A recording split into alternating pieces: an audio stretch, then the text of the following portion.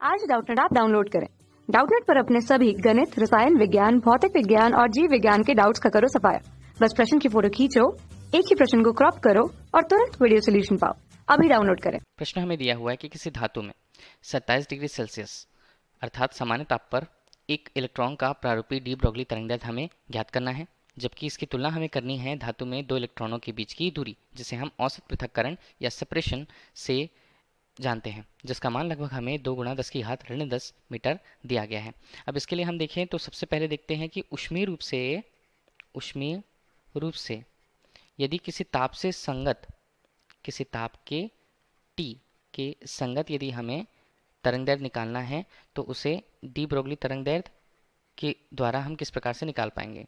De Broglie तरंगदैर्घ्य इसे किससे प्रस्तुत किया जाता है? इसे लैम्डा से सामान्यतः प्रस्तुत किया जाता है, लैम्डा। और इसका सूत्र क्या होगा? H अनुपात यहाँ पर वर्गमूल के रूप में 3m/T।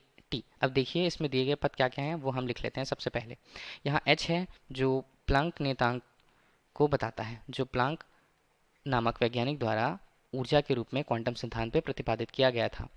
और यहाँ पर m है वो कण के द्रव्यमान को बताएगा, कण द्रव्यमान।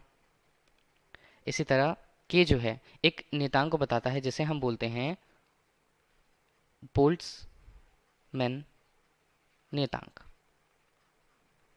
इसी तरह T यहाँ पर स्थिति पर ताप से संबंधित परम ताप को बताएगा। सबसे पहले दिए गए मानों को हम लिख लेते हैं कि H जो प्लैंक नियतांक को बताता है उसका मान क्या होता है। इसका मान होता है लगभग 6.63 गुणा 10 की घात ऋण 34 जूल प्रति सेकंड के रूप में। और इसी तरह यदि हम M जो हमें किसके लिए बताया गया है, इलेक्ट्रॉन के लिए यदि बता रहा है, तो इलेक्ट्रॉन का द्रव्यमान कितना होता है?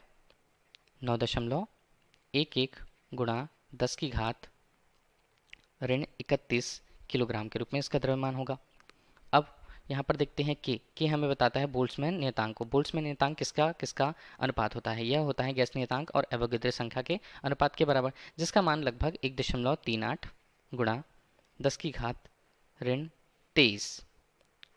इसका मान भी जूल प्रति केल्विन पर प्राप्त होगा। अब देखिए टी का मान हमें कितना दिया हुआ है? टी का मान दिया हुआ है 27 डिग्री सेल्सियस। ये इसे हम प्रदर्शित करें 27 धन 273 से, तो ये कितना मिलेगा हमें?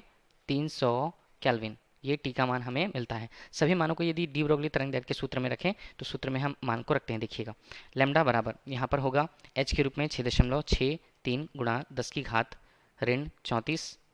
और नीचे हम देखते हैं तो इसका मान कितना बन रहा है यहाँ पर 3 गुणा m का मान हमें 9.11 गुणा 10 की घात ऋण 31 किलोग्राम गुणा k का मान हमारे पास 1.38 गुणा 10 की घात ऋण 23 जूल प्रति केल्विन। और यहाँ पर हम लिख लेते हैं t का मान जो हमें 300 केल्विन दिया हुआ है।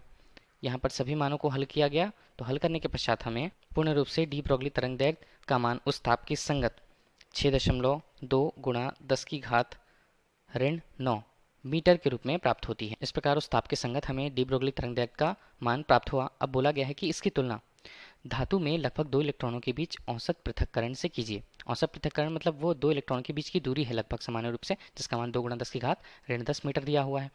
अब यदि हम इसके लिए बात करते हैं तो दूसरी स्थिति 2 इलेक्ट्रॉनों के बीच की दूरी, यहाँ पर इसे हम बी से प्रस्तुत करते हैं। दो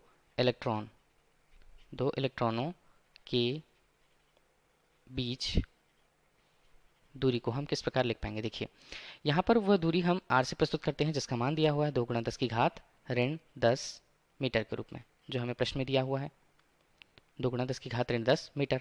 अब इसकी तुलना यदि हम तरंगदैर्घ्य के मान से कर पाएँ, तरंगदैर्घ्य के मान से इस पृथक्करण बीच की दूरी, जिसे औसत पृथक्करण दूरी कहते हैं, इसकी तुलना यदि हम करें तो तुलना के लिए इसे हम समीकरण 1 नाम दे देते हैं और इसे समीकरण 2 नाम दे देते हैं कि जो मान हमें प्राप्त हुआ है। अब इनकी तुलना के लिए हम यहाँ पर लैम्डा अनुपात r से करेंगे, जहाँ लैम्डा का मान कितना है? 6.2 गुणा 10 की घात ऋण 9 मीटर के रूप में। और यहाँ पर हम देखते हैं तो नीचे क्या मान है?